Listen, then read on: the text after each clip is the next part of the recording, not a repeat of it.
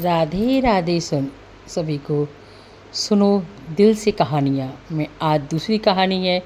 बड़ा ही आनंद आएगा। चलिए कहानी शुरू करते हैं।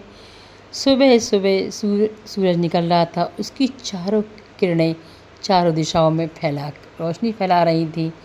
ठंडी ठंडी हवा चल रही थी। पंछियों की चहचहाट की आवाज़। तभी एक कमरे में खुशी मैडम बड़े मेमन से उदास साड़ी बांध रही थी।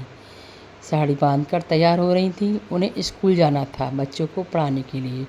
उनका स्कूल शहर से काफ़ी दूर ग्रामीण पिछड़े एरिया में था, इसलिए उन्हें समय से पहले ही स्कूल जाना पड़ता था। तभी उनकी माँ ने आवाज़ दी, खुशी बेटा, मैंने आपका लंच बना दिया है, मेज़ पर रखा है, आप अपने बैग में रख लीजिए। खुशी ने कहा, जी माँ। तभी माँ हाथ में चाय का प्याला लेते हुए आई और बोली, बेटा लो चाय पी लो, ब्रेकफास्ट कर लो। खुशी ने कहा, नहीं माँ, मुझे भूख नहीं है, मैं स्कूल जाती हूँ, वहीं कर लूँगी। माँ ने कहा, ठीक है बेटा। तभी खुशी ने अलमारी खोली और उसमें से हेलमेट निकाला। हेलमेट पहनकर अपनी स्कूटी लेकर स्कूल की चल दी। स्कूल टेढ़ी मेढ़ी रास्तों से होते हुए स्कूल पहुँची। स्कूल में जब गेट पर बच्चे उनका इंतज़ार कर रहे थे और जैसे ही खुशी मैडम को देखा, सारे बच्चे खुशी से खुश नाचने लगे। कहे, मैडम आ गई, मैडम आ गई। क्योंकि शहर के बच्चों को पढ़ाने के लिए तो हज़ारों अध्यापक मिल जाते हैं, लेकिन ग्रामीण क्षेत्रों में बहुत ही कम लोग पढ़ाने की कोशिश करते हैं। इस खुशी को देखकर बच्चे बहुत खुश होते और खुशी अपना ध्यान सारा पढ़ाई लिखाई में लगाती।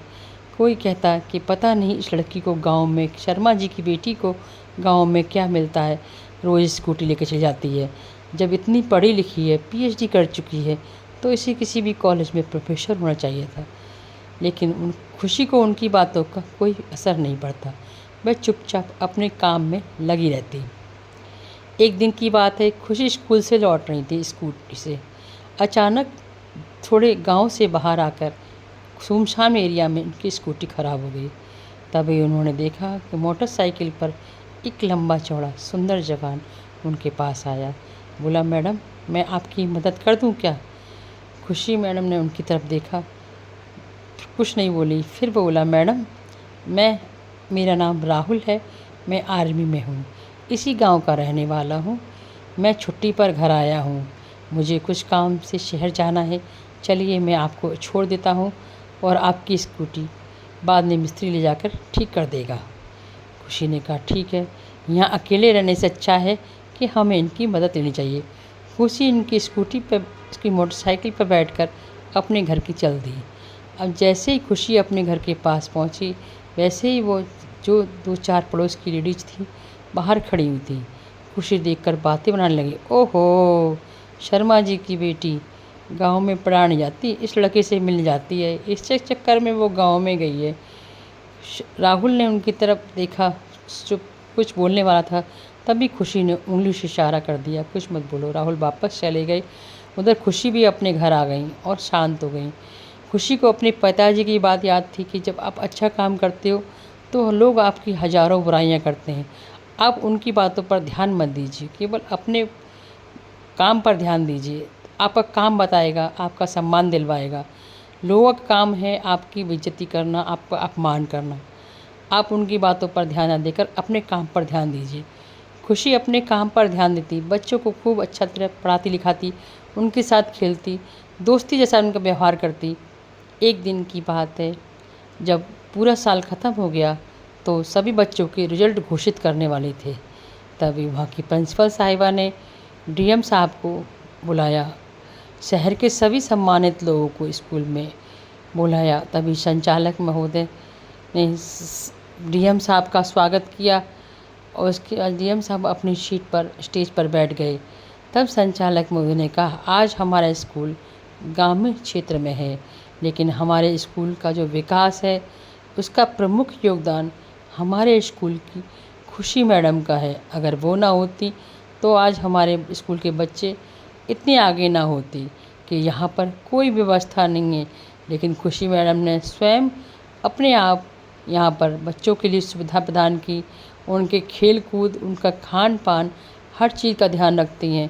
वो बच्चों को बहुत ज़्यादा प्यार करती हैं। इस प्रकार बार बार, और आज हम चाहते हैं कि हमारे डीएम साहब खुशी मैम का सम्मान करें।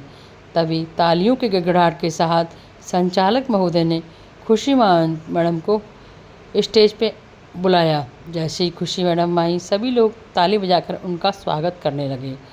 स्वागत तत्काल डीएम साहब ने उन्हें ट्रॉफ़ी दी, सर्टिफिकेट दिया और बोले, आप जैसे शिक्षक की आवश्यकता है इस देश को। आपकी इन बातों से मुझे बहुत प्रभावित हुआ हूँ। जहाँ लोग शहर की ओर भागते हैं, आप शहर में रहते हुए उल्टा गांव की ओर बच्चों को पढ़ाने के लिए आप जा रही हैं। आप बहुत अच्छा काम कर रही हैं। 100 में 1 इंसान होता है जो ऐसा काम करता है। मैं आपसे बहुत ज़्यादा प्रभावित हूँ।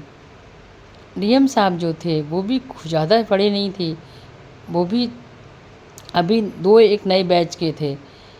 उन्होंने खुशी मैडम से इतने ज़्यादा प्रभावित हुए, तो उसके बाद उन्होंने इनाम दिया। जब जो लोग उनके खुशी की बुराई कर रहे थे, अब खुशी को जब इनाम दिया था तो वही लोग ताली बजाकर खुशी का सम्मान कर रहे थे। जब सम्मान लेने के बाद खुशी नीचे आई तो खुशी के पिताजी का सीना गर्व से चौड़ा हो गया। उन्होंने फ़ख्र था कि उनकी बेटी ने आज उनका नाम रोशन कर दिया। दूसरी तरफ जो आसपास के लोग थे वह भी खुशी के पास आकर माफ़ी मांगने लगे। बोले, बेटी हमें माफ़ कर दो, हमें गलती हो गई, हमें नहीं मालूम था कि तुम इतनी अच्छे काम कर रही हो। खुशी ने कहा, कोई बात नहीं, ये तो चलता रहता है। तब खुशी ने कहा कि हमें निरादर, अपमान तो स्वयं ही मिल जाता है, लेकिन सम्मान हमें कमाना पड़ता है। उसके लिए हमें मेहनत करनी पड़ती है और अपनी मंजिल न मिल जाए तब तक उम्मीद नहीं छोड़नी चाहिए। जब खुशी को सम्मान मिला तो सभी उनके परिवार के लोग खुश हुए, स्कूल के लोग भी खुश हुए, बच्चे बहुत खुश थे। सभी बच्चों ने लाकर खुशी को एक एक गुलाब का फूल दिया। खुशी बोली, मुझे सम्मान प्राप्त हुआ, बहुत खुशी हुई, लेकिन उससे ज़्यादा खुशी हुई कि आज ये बच्चे इस योग्य बनेंगे, अपने देश का नाम रोशन करेंगे। ऐसे ही अध्यापक आदर्श अध्यापक होते हैं और हर जगह अगर ऐसे अध्यापक हो जाएं तो बच्चों को पढ़ने में कभी कोई दिक्कत का सामना न करना पड़े। आपको मेरी कहानी कैसी लगी? अगर कहानी दिल से आपको पसंद आई हो तो मेरे चैनल को सब्सक्राइब कीजिए, लाइक कीजिए, शेयर कीजिए। ऐसी प्यारी प्यारी कहानियाँ लेकर आपके लिए आते रहेंगे। सुनो सुनो दिल से कहानी। राधे राधे।